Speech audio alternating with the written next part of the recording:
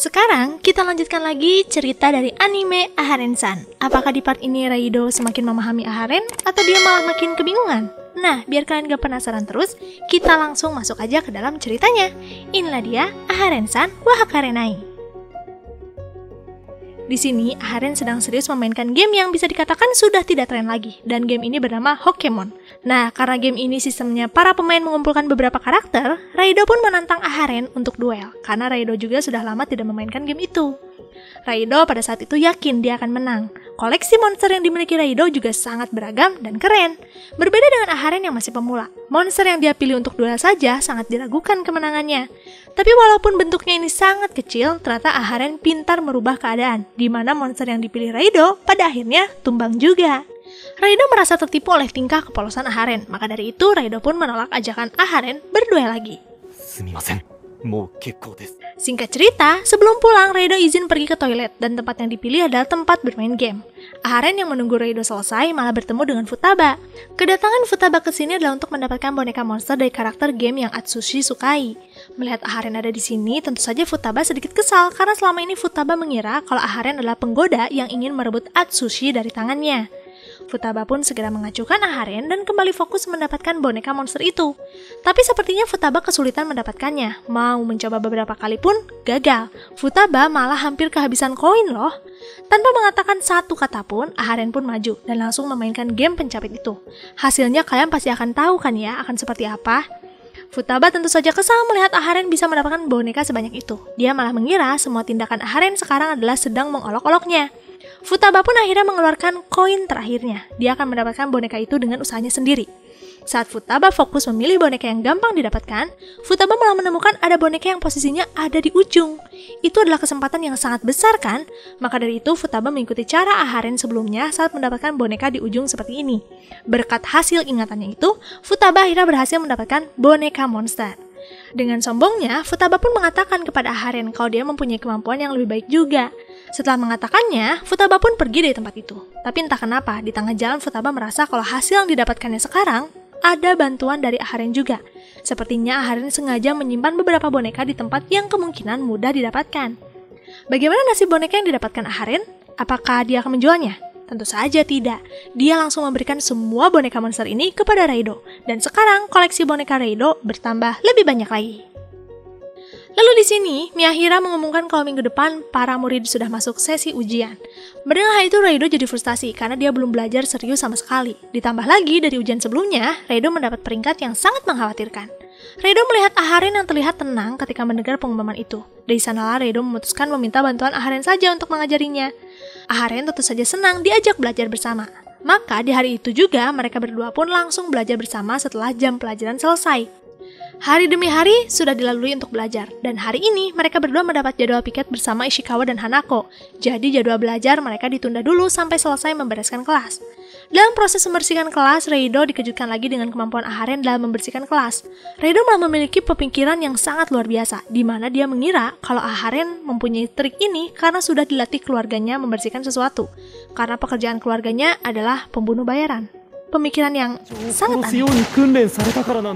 Setelah membersihkan kelas, kini Raido dan Aharen mempunyai waktu untuk belajar. Dan hari ini, materi yang seharusnya dipelajari ternyata sudah selesai.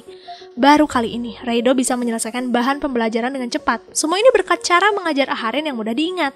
Raido pun mengucapkan terima kasih kepada Aharen karena sudah mau membantunya. Aharen tentu saja sangat terharu mendengar kalimat itu. Dia pun memeluk Raido. Pelukannya ini adalah sebagai bentuk rasa bahagianya karena bisa membantu Raido. Jadi selama ini Aharen merasa kalau Raido sudah sering berkorban untuk Aharen, sedangkan Aharen hanya bisa menyusahkan saja. Raido pun menenangkan Aharen dengan mengatakan kalau selama ini Raido tidak merasa direpotkan. Maka dari itu Aharen jangan sungkan lagi kepadanya. Mulai dari sekarang mereka harus sering bekerja keras, termasuk dalam menghadapi ujian minggu depan. Sepertinya apa yang dilakukan mereka berdua selama ini memang membuahkan hasil loh, karena pada akhirnya Raido ternyata berhasil menaikkan peringkatnya. Lalu di sini, para murid masuk jam pelajaran berenang dan terlihat Aharen menggunakan pakaian menyelam yang sangat lengkap. Hal ini dilakukan karena ternyata Aharen tidak bisa berenang. Dengan percaya diri, Raido pun menawarkan diri akan mengajari Aharen. Tapi anehnya, saat Raido meluncur, di sanalah Raido sadar kalau dia juga tidak bisa berenang. Saat mereka berdua memikirkan siapa yang bisa mengajari, di seberang sana terlihat Oshiro yang berenang dengan sangat cepat. Raido pun pada akhirnya meminta Oshiro mengajarkan mereka berdua. Dengan senang hati, Oshiro pun menerimanya. Dia dengan sabar melatih sedikit demi sedikit sampai pada akhirnya mereka berdua memutuskan untuk lomba berenang sampai ke ujung. Reido saat itu sangat yakin 100% kalau dia akan menang. Tapi saat dia akan mencapai garis finish, muncul Aharen dari bawah air. Ternyata sejak tadi Aharen hanya menarik nafas 1 kali saja selama berenang. Wow, luar biasa. Setelah jam berenang selesai, Aharen dan Reido menemukan alat untuk bermain tenis meja yang ternyata itu milik Ishikawa. Reido pun meminta izin untuk main sebentar dengan Aharen karena terlihat Aharen sangat ingin memainkannya. Saat mereka mulai permainan, Reido disadarkan dengan keadaan Aharen yang ternyata tidak bisa bermain tenis meja. Ini adalah kesempatan untuk balas dendam atas kekalahannya di kolam renang kan? Maka dari itu dengan percaya dirinya, Reido melemparkan bola. Dan ternyata dia juga sama-sama tidak bisa main tenis meja. Walaupun tidak ada harapan bermain dengan lancar, Reido dan Aharen tidak menyerah. Mereka mencoba berbagai macam cara untuk bisa memukul dengan tepat. Setelah melalui percobaan yang panjang, mereka akhirnya berhasil menemukan cara memukul bola. Mereka berdua pun perlahan-lahan bisa bermain seperti biasa. Melihat kemampuan yang mulai berkembang, Reido sangat yakin bisa membuat grup tenis meja dengan Aharen. Mereka pasti akan mendapatkan penghargaan yang luar biasa. Tapi, sepertinya itu hanya mimpi kosong Reido saja. Karena nyatanya di jam olahraga, mereka kalah telak saat bermain tenis meja melawan Ishikawa dan Hanako. Yatta! Hari ini menjadi hari yang penuh kompetisi. Reido masih penasaran dengan caranya untuk bisa mengalahkan Aharen. Maka dari itu dia pun mengajak Aharen bermain bowling karena Aharen tidak bisa bermain bowling. Tapi walaupun Aharen tidak bisa memainkannya dengan benar, Aharen nyatanya bisa menyeimbangkan skor. Setelah bermain bowling, Reido belum menyerah. Dia kembali mengajak lagi Aharen bermain basket. Seperti biasa, Aharen menunjukkan ketidakbisaannya bermain basket dan itu menjadi celah Reido untuk memenangkannya. Tapi sepertinya tebakan Reido kali ini memang benar.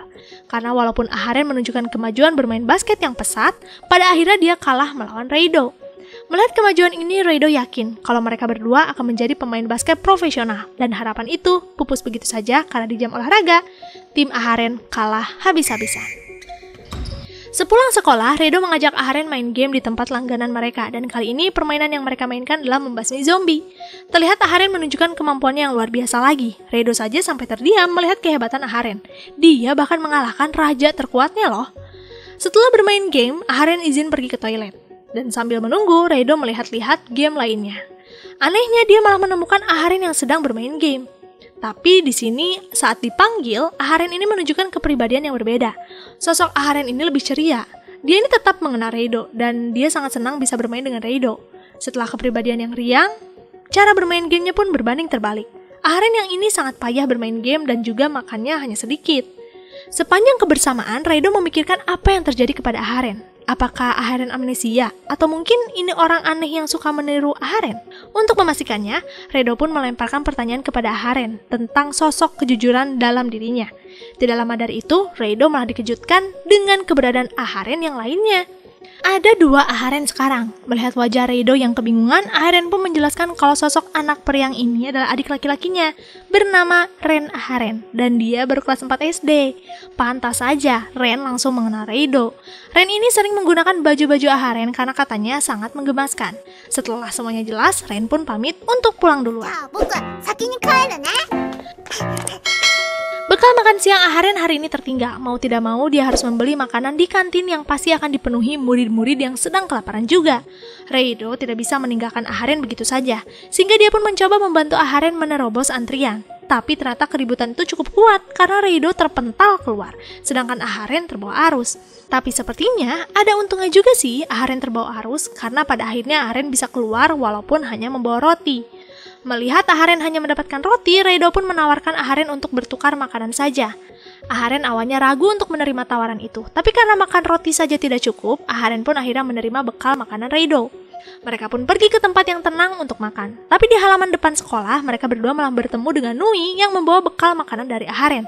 Reido tentu saja tidak habis pikir dengan tingkat kecerdasan Nui yang bisa menemukan Aharen.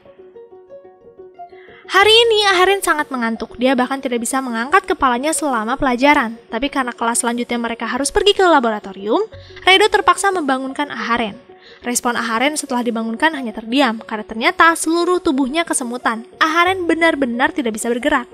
Reido pun mau tidak mau menggendong Aharen ke ruang laboratorium. Sebenarnya selama pelajaran tubuh Aharen perlahan-lahan kembali normal. Tapi di tengah-tengah dia mengalami kantuk yang luar biasa lagi sehingga dia pun kembali tertidur di kelas. Akibatnya tubuh Aharen kembali kesemutan.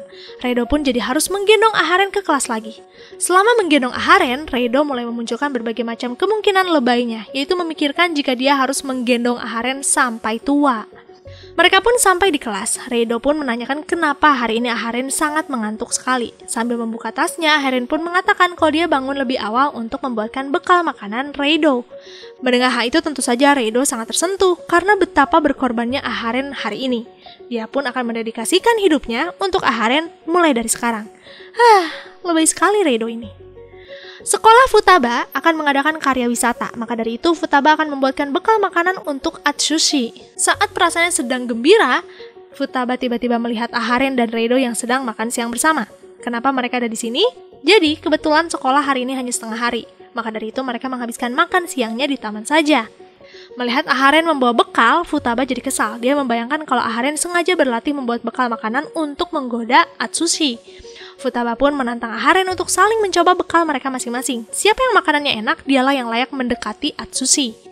Aharen pun mau tidak mau meladeni tantangan anak galau ini. Dan saat dia mulai mencoba makanan buatan Futaba, ya, kalian pasti tahulah hasilnya akan seperti apa. Telur gulung Futaba saja memiliki rasa beragam, dari pahit sampai manis pun ada. Sedangkan Futaba malah merasakan keajaiban di mulutnya. Masakan buatan Aharen memang benar-benar enak. Mengingat makanannya tidak seenak itu, dengan terbata-bata Futaba pun meminta Aharen mengajarinya memasak.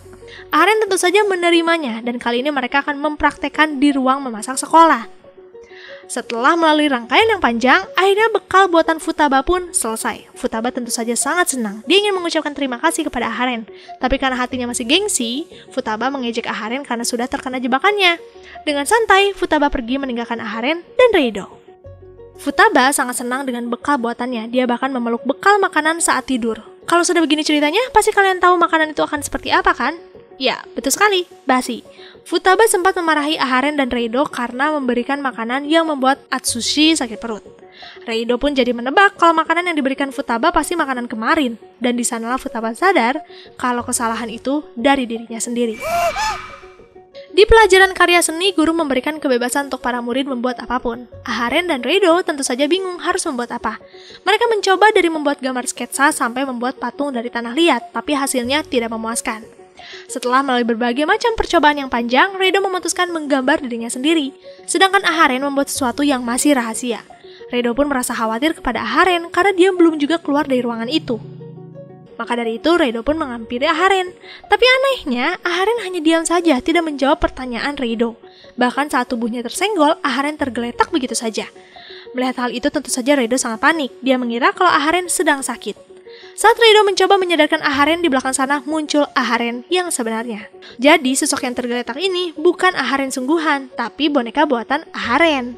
Dan seperti biasa, boneka yang dimiliki Aharen pasti diberikan langsung kepada Reido. Akibatnya, kamar Reido sekarang semakin sesak dan canggung karena ada sosok Aharen yang menatapnya semalaman. Lalu di sini, Tobaru tiba-tiba diajak makan siang bersama oleh Miyahara. Melihat bekal Tobaru yang sangat sederhana, Miyahara memberi saran agar Tobaru menambah menu makanannya, karena akhir-akhir ini Tobaru sering pingsan kan. Tidak lama dari itu, Aharen dan Reido datang untuk makan siang juga, dan kehadiran mereka pasti memicu kepanikan Tobaru. Mereka berdua adalah penyebab pingsannya Tobaru. Saat Tobaru mencoba menenangkan diri, dia malah melihat ada Oshiro yang sedang mengamati Aharen dan Reido. Di sanalah awal mula kesalahpahaman kembali dimulai. Tobaru mengira kalau Oshiro sedang mencoba merebut Aharen dari Reido, kisah cinta yang tidak terbalas. Sebenarnya keberadaan Oshiro disadari juga oleh Aharen dan Reido, maka dari itu Aharen mengajak Oshiro makan siang bersama juga. Kedekatan mereka yang semakin jelas ini tentu saja membuat Tobaru semakin tidak terkendali. Dia membayangkan berbagai macam kemungkinan romantisme di antara mereka. Apapun yang Aharen, Reido, dan Oshiro lakukan berhasil memperparah kepanikan Tobaru. Pingsannya pun kembali kambuh. Apa yang terjadi dengan pikiran Tobaru ternyata belum selesai sampai dia pulang. Tobaru mencoba kembali membayangkan berbagai macam kejadian romantis antara Aharen dan Reido. Fungsinya sih biar mental Tobaru kuat ketika menghadapi mereka secara langsung. Tapi sepertinya skenario yang dibayangkan Tobaru ini sangat berlebihan dan cukup membahayakan karena efeknya Tobaru mimisan sangat banyak. Akibat mimisan yang terlalu banyak, Tobaru pingsan dan saat dia terbangun ternyata Miyahira sudah ada di kamarnya. Miyahira pun mengatakan kalau dia bisa masuk ke sini karena khawatir dengan keadaan Tobaru. Dan benar saja, ketika Miyahira datang, Tobaru sudah bersimbah darah yang sangat luar biasa. Untung sebelumnya Tobaru memberikan kunci cadangan. Kalau tidak, mungkin Tobaru akan seperti ini sampai besok. Miyahira pun menyiapkan menu makan malam yang bisa menjaga stamina. Tobaru sangat tersentuh karena ternyata ada yang khawatir kepada dirinya. Lalu di sini sepulang sekolah, Ishikawa mengajak Aharen dan Reido pergi ke festival kembang api bersama. Mendengar itu, Aharen pun membuka tempat persembunyian Oshiro. Dia ingin Oshiro juga ikut, dan tentu saja dengan senang hati Oshiro mengiyakannya. Hari festival pun tiba, para gadis menggunakan yukata dan terlihat penampilan Aharen sangat manis. Seperti biasa di sebuah festival akan banyak booth games, kuliner, dan lain sebagainya. Maka dari itu Aharen sangat memanfaatkan momen ini karena di sini banyak makanan kesukaan. Yang datang ke festival ini tidak hanya mereka saja loh, ada Miyahira dan Tobaru juga. Seperti biasa, Tobaru kembali mimisan ketika melihat kebersamaan antara Aharen, Reido, dan Oshiro. Momo-chan! Setelah menjelajah ke sana kemari, Reido tanpa sadar terpisah dengan Aharen, dan seseorang yang menggenggam tangannya kali ini sudah berubah, bukan Aharen, melainkan Futaba. Futaba sangat panik ketika tahu dia berpisah dari ayahnya. Reido pun mengantarkan Futaba ke bagian informasi secepatnya, karena Reido harus segera berkumpul dengan teman-temannya sebelum acara kembang api dimulai. Saat Reido menunggu beberapa saat, tidak lama dari itu ayahnya Futaba datang, dan kini giliran Reido mencari Aharen. Tapi belum juga pergi dari tempat itu, Reido malah menemukan Aharen di booth informasi juga. Karena waktu yang sudah sangat mepet, Reido pun mengajak Aharen pergi ke tempat yang nyaman untuk melihat kembang api. Saat mereka berlari sekencang mungkin, sandal Aharen tiba-tiba putus. Tidak ada cara lain selain menggendong Aharen agar mereka sampai di tujuan. Tapi belum juga pergi ke tempat tujuan, kembang api sudah dimulai. Mereka pun mau tidak mau menikmati kembang api di sini saja. Melihat kembang api yang indah ini, Aharen mengucapkan terima kasih kepada Reido karena mau membantunya melihat keindahan kembang api dengan sangat jelas. Karena biasanya Aharen kesulitan melihat dari jarak setinggi ini. Dan hari ini pun berakhir dengan sangat membahagiakan bagi mereka berdua. Selesai part 2-nya, dan sebentar lagi kita akan sampai di part terakhir dari Aharen-san. Buat kalian semua yang setia menonton, mohon untuk bersabar ya, karena Mima ngerjainnya sendiri nih. Makasih banget yang udah selalu mendukung channel ini, yang udah komen, like, subscribe, dan share. Sampai jumpa di next video. Jamatane arigato gozaimasu.